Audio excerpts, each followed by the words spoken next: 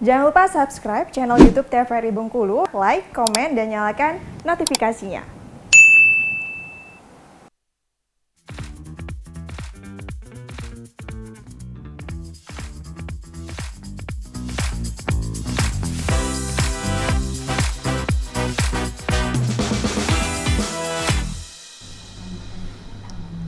Balik lagi di Opini, obrolan pagi ini masih dengan tema yang sama, yaitu inovasi tanpa batas bersama dengan Dani Fazli dari mahasiswa nih ya.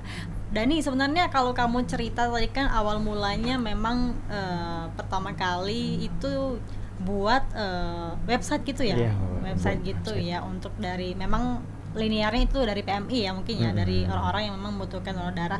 Tapi kalau kamu tadi kan cerita dan juga singgung sedikit terkait kamu tuh pernah ikut lomba-lomba gitu ya? Iya. Itu waktu kapan tuh kamu mulai aktif ikut lomba-lomba? Kalau untuk aktif ikut lombanya dari semester 1 itu udah ikut lomba sih. Jadi dan itu udah iseng-iseng aja sih. Kan di SMA nggak ada basic, terus tiba-tiba masuk kuliah. Cobalah buat esai kayak gitu kan. Iseng-iseng nih. Apa ya judul-judul buat gerakan-gerakan ala-ala anak muda gitu kan, dan pas dilombain menang kayak gitu.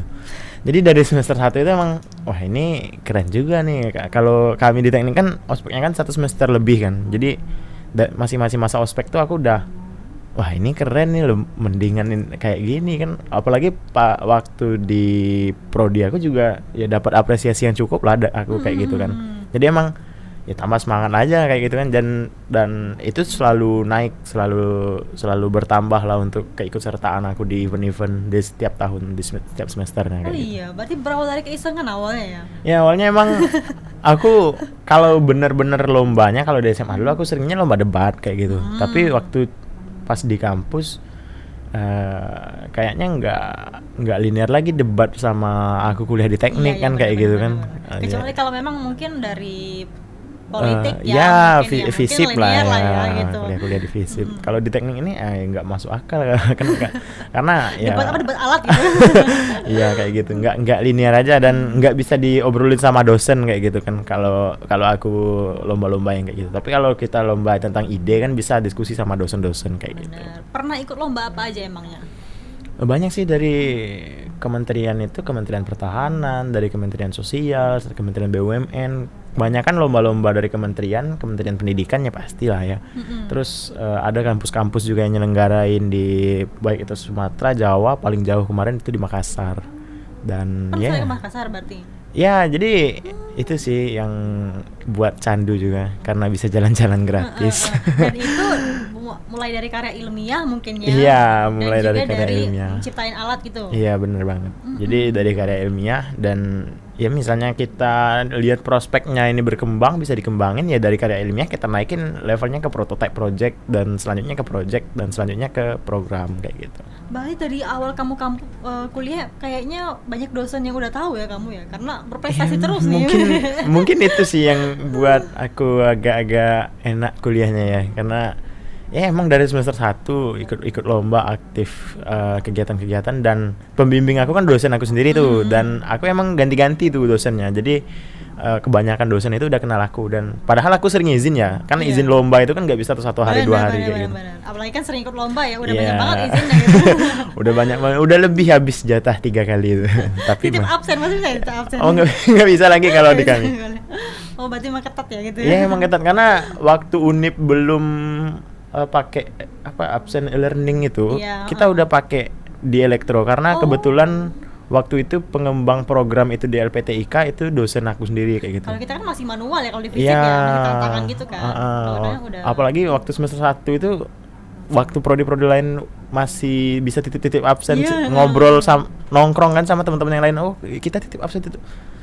Aku kok nggak bisa ya katanya.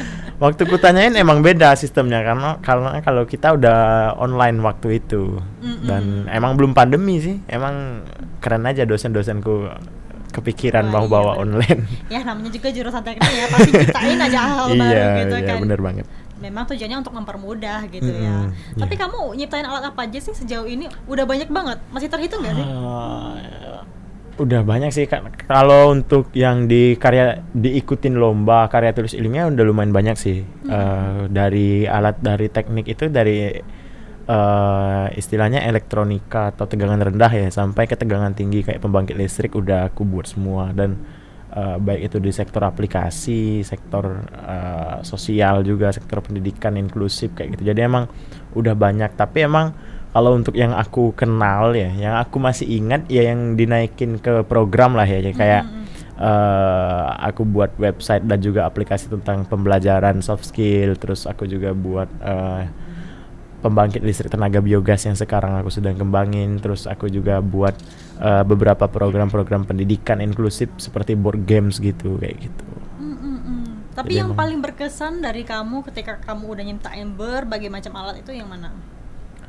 Kalau yang paling berkesan banget, berkesannya nih kayak gimana nih? Berkesan secara sosial apa berkesan secara rewardnya?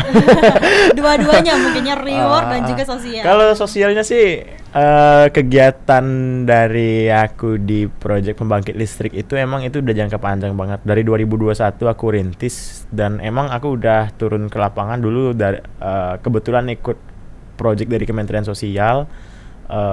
Waktu aku menganalisis sosial ya sambilan kan, jadi aku lihat ini bisa berprospek, kita buat pembangkit listrik, kita buat sistem untuk pemungutan sampah dan lain-lain.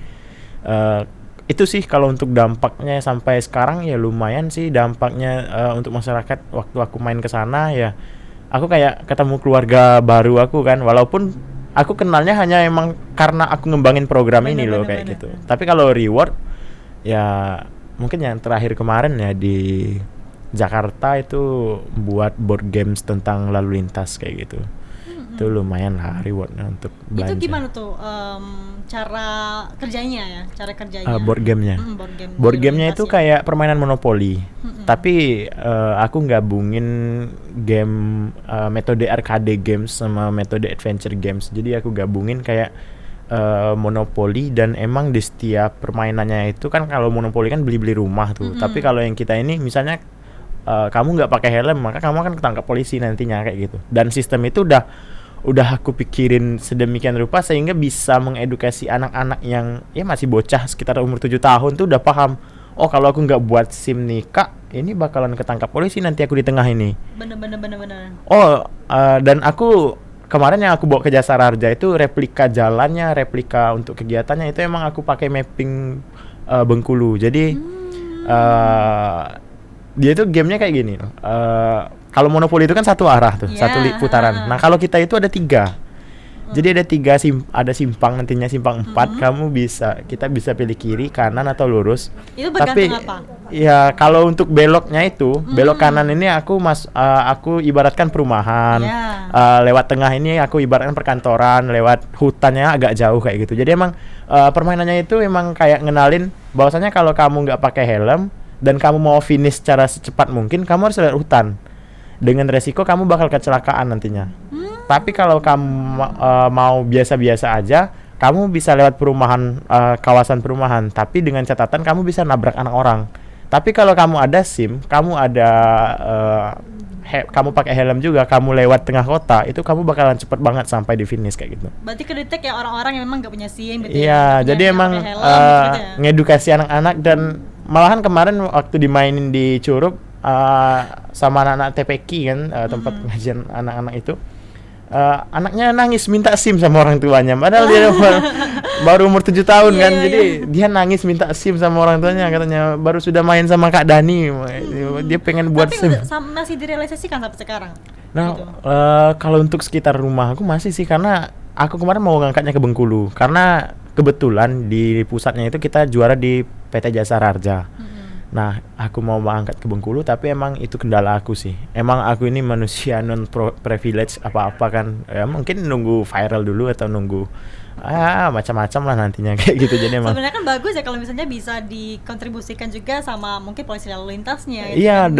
dari Jasara Harja gitu Jasara Harja Pusat kemarin pengennya dikembangin sih. Karena emang kebetulan kita juara 2 di final itu. Kita emang ngalahin kampus-kampus yang almetnya udah keren-keren banget. Almet kebanggaan impian sejuta umat lah. Top 10-nya kampus-kampus kemarin masuk 5 besar, dan Unip satu-satunya kampus di luar 10 Dan ini besar kan yang membuktikan ya masuk. kalau misalnya memang dari perwakilan Bengkulu pun bisa Iya, meraih prestasi. bener Oke, banget. dan itu sudah dulu ya. Nanti kita bahas lagi terkait dengan tema kita yaitu inovasi tanpa batas. Pemirsa, kami akan kembali setelah jeda pariwara berikut ini.